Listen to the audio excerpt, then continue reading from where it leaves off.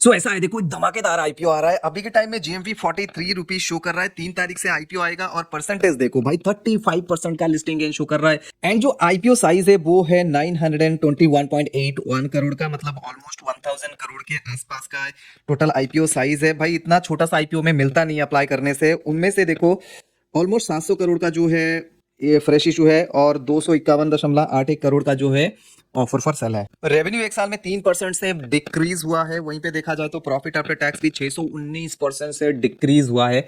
तो बहुत ही बड़ी यहाँ पे आपको थोड़ा सा बुरा चीज देखने के लिए मिलेगा, क्योंकि प्रॉफिट आफ्टर टैक्स माइनस में आया है।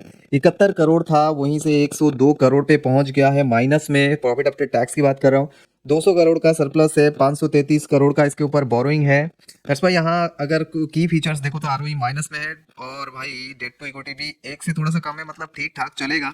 वैल्यूएशन जो है कंपनी का वो ये है 8316.06 करोड़ का। तो भाई मार्केट कैप तो अच्छा ही है और पी भाई -245 है। सो आज हम बात करेंगे एक्स लिमिटेड आईपीओ के बारे में। ये जो आईपीओ है 3 तारीख से आ रहा है। तो सबसे पहले सेगमेंट पे हम इसका कंपनी डिटेल देंगे। कंपनी का काम क्या है? कंपनी का काम बहुत बढ़िया काम है, फ्यूचर स्टिक्स है। और सेकंडली हम देंगे यहाँ पे आईपीओ डिटेल। थर्डली मैं आपको बताऊंगा कि इसका फाइनेंशियल स्ट्रक्चर क्या कहती है। एंड देन फाइनली इसका जीएमपी दिखाऊंगा एंड प्रोस कॉन्स के साथ बताऊंगा कि इसमें अप्लाई करना चाहिए नहीं करना चाहिए। ठीक है, सो नीचे चलते हैं। ये रहा अबाउट द कंपनी। 2000 में ये वाला कंपनी बना था। Aequs limited is engaged in manufacturing and operating a special economic zone in India to offer fully vertically integrated manufacturing capabilities in the aerospace segment. So basically जो है ये क्या aerospace segment का काम है। इसका एरोस्पेस का पार्ट्स वगैरह बनाती है एंड इंडिया में ही मतलब ये कंपनी काम करती है। The company diverse product portfolio including components of engine system. तो जो एरोस्पेस इंजन होता है उसके सिस्टम का पार्ट्स बनाती है। एंड देन लैंडिंग सिस्टम का पार्ट्स बनाती है, कार्गो एंड इंटीरियर्स का part, structures, assemble and turning, ये सारे काम भी मतलब एरोस्पेस क्लाइंट के लिए ये करती है। अगर इनके पोर्टफोलियो देखा जाए तो देखो यहाँ पे किन किन के लिए ये काम कर चुका है वो सारा कुछ यहाँ पे दिया गया है। कौन कौन सा जो है मतलब एयरबस का 220, 328, 320, उसके बाद ये है बोइंग का। तो एयरबस बोइंग दोनों के लिए मतलब ये काम करती है और मतलब दोनों में ही इनका पार्ट्स लग जाता है। ठीक है, अगर देखो तो पोर्टफोलियो इसका क्या है स्ट्रक्चर में देखो तो brackets, corner fittings, cable quadrant, triangular brackets, wings, flap supports, coupling, gear box bracket and floor board, ये सारा मतलब चीजें बनाती है। साथ साथ अगर इंटीरियर एंड कार्गो की बात करूँ तो power distribution unit, tray, pause, base, beam back support, ये सारे के सारे जो है इसके प्रोडक्ट्स है, इन सभी को ये बनाती है। ठीक है, तो आपको समझ आ गया इसका काम क्या है। भाई काम जो है ना एकदम धांसू काम है, एरोस्पेस इंजीनियरिंग में है, तो बहुत बढ़िया है। ठीक है, अभी ये थे आईपीओ, ये थे कंपनी डिटेल। अभी मैं आपको आईपीओ डिटेल भी देता हूं। देखो 3 तारीख को ओपन होके 5 तारीख को क्लोज हो जाएगा। 10 रुपए का फेस वैल्यू, 118 से 124 रुपए का प्राइस बैंड है एंड 120 शेयर आपको लेने पड़ेंगे एक लॉट के लिए। 921.81 करोड़ का टोटल इसका साइज है। 670 करोड़ का जो है फ्रेश इशू, बाकी का बाकी ऑफर पर सेल है। ठीक है, एम्प्लॉय के लिए देखो तो डिस्काउंट 11 रुपीज का आएगा। और नीचे जाने के बाद जो इंपॉर्टेंट डेट वगैरह है उसको अगर हम देखें तो यहाँ देख सकते हो 8 तारीख को अलॉटमेंट मिलेगा, 9 तारीख को रिफंड मिलेगा, 9 तारीख को डिमांड में मिलेगा, 10 तारीख को लिस्ट हो जाएगा। उसके बाद कोई भी खरीद बेच सकता है। ठीक है ना।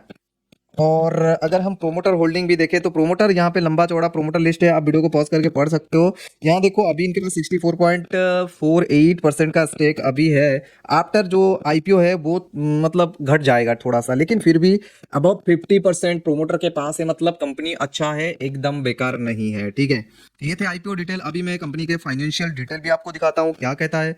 देखो रेवेन्यू 3% से ड्रॉप हुआ है, प्रॉफिट आफ्टर टैक्स 619% से ड्रॉप हुआ है।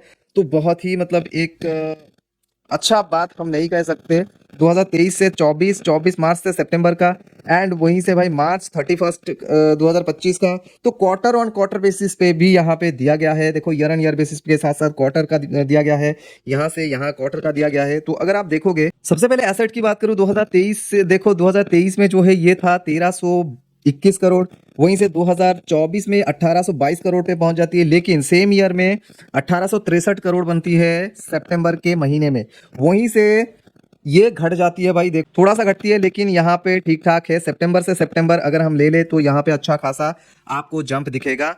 रेवेन्यू की बात करूं तो देखो 988 से 475 वहीं से हो जाती है भाई 954। तो यहाँ से यहाँ अगर आप देखोगे मार्च टू मार्च में आपको यहाँ पे थोड़ा बहुत फॉल दिखेगा। ये था 988, ये आया 959, मतलब 60 करोड़ के आसपास, 960 करोड़, ठीक है। तो यहाँ पे रेवेन्यू में आपको थोड़ा सा मतलब डाउनफॉल दिखेगा। अगर हम प्रॉफिट आफ्टर टैक्स की बात करें तो प्रॉफिट आफ्टर टैक्स देखो ह्यूज यहाँ पे ड्रॉप देखने के लिए मिलेगा। 14 से यहाँ पे 71, 71 से यहाँ पे 102, ठीक है। तो यहाँ पे 14 और यहाँ से यहाँ पे 102, मतलब ह्यूज फॉल, 619 करोड़ का जो है huge fall profit after tax में। वहीं पे एबिटा देख सकते हो, एबिटा भी यहाँ पे यहाँ फॉल आया है, 148 करोड़ से 107 करोड़ रहा है। एंड क्वार्टर ऑन क्वार्टर में थोड़ा सा यहाँ पे आपको मतलब अप दिखेगा, ठीक है। अगर हम देखें रिजर्व की तो देखो 15 से 90, 90 से 135 वहां से, लेकिन जो सरप्लस है रिजर्व है वो अच्छा खासा यहाँ पे बड़ा है, तो ये प्लस पॉइंट होगी। और साथ साथ लेकिन बोरोइंग भी बड़ा हुआ है और बोरोइंग अच्छा खासा भी है, 533 करोड़ का, जो कम बिल्कुल भी नहीं है। कुछ और की फीचर्स की बात करूँ, आरओई आरओसी देखो, आरओसी छोड़ो नहीं है, आरओई माइनस में है। डेट टू इक्विटी फिर भी ठीक ठाक है क्योंकि 0.99 मतलब 1 से कम है, मतलब ठीक ठाक है। आरओएनडब्ल्यू माइनस, प्रॉफिट मार्जिन भी माइनस में है, एबिटा मार्जिन भी कम है, प्राइस टू बुक वैल्यू भी ऑलमोस्ट 10 टाइम के आसपास है। और जो वैल्यूएशन है कंपनी का वो है 8,316.06 करोड़ का। तो इस वैल्यूएशन पे ये मांग रही है आपसे 1000 करोड़।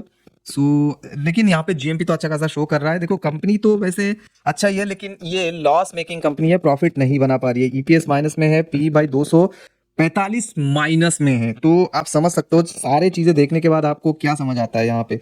देखो कंपनी का नो डाउट फ्यूचर अच्छा है, लेकिन करंट सिचुएशन में कंपनी का फाइनेंस इतना बढ़िया नहीं जा रहा है। अगर हम यहाँ पे देखें कि कंपनी का अभी जीएमपी क्या शो कर रहा है आईपीओ का, तो वो 43 रुपीज, मतलब 34.68, ऑलमोस्ट 35% का यहाँ पे लिस्टिंग गेन शो करता हुआ।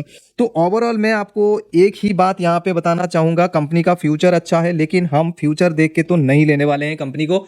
हमको पहले देखना पड़ेगा कि मतलब हमको लिस्टिंग गेन मिल रहा है कि नहीं। तो ऑब्वियस सी बात है, यहाँ पे 35% का लिस्टिंग गेन शो कर रहा है, जो कि 2-3 दिन और अगर ऐसे रह जाते हैं, पहले ही दिन अगर ये 35% नहीं 20% भी शो करते हैं, तो डेफिनेटली हमको इसमें अप्लाई करना चाहिए। लेकिन फाइनेंशियल स्ट्रक्चर इतना अच्छा नहीं है, दैट्स वाई अगर यहाँ पे कोई बैड न्यूज आ जाती है तो ये वाला मतलब लिस्टिंग गेन जो है ना, 0 भी आ सकता है, ठीक है। लेकिन ऐसा बिल्कुल नहीं होगा, क्योंकि ये कंपनी पे लोग ट्रस्ट करेंगे, क्योंकि ये वाला कंपनी फ्यूचर स्टिक है, ठीक है। आई होप आपको डिटेल समझ आ गया होगा। और देखो 3 तारीख से मीशो का आईपीओ भी आ रहा है और विद्या वायर्स का आईपीओ भी आ रहा है, तो दोनों के वीडियो लिंक यहाँ मिल जाएंगे, दो साइड में आप देख सकते हो। साथ साथ अगर आप एचएनआई कैटेगरी में अप्लाई करना चाहते हो आईपीओ, तो इंटरनेट बैंकिंग का इस्तेमाल करके एसबीआई में कैसे आप अप्लाई कर सकते हो उसके ऊपर वीडियो बना दिया है, यहाँ नीचे क्लिक करके देख सकते हो। कोई क्वेरी हो सीधा इंस्टाग्राम पे पूछो, link is in the description. अगर आपको साइन अप करनी है किसी भी डीमैट अकाउंट में तो लेमन में कर सकते हो, लेमन का लिंक मैंने डिस्क्रिप्शन में दिया, आई थिंक।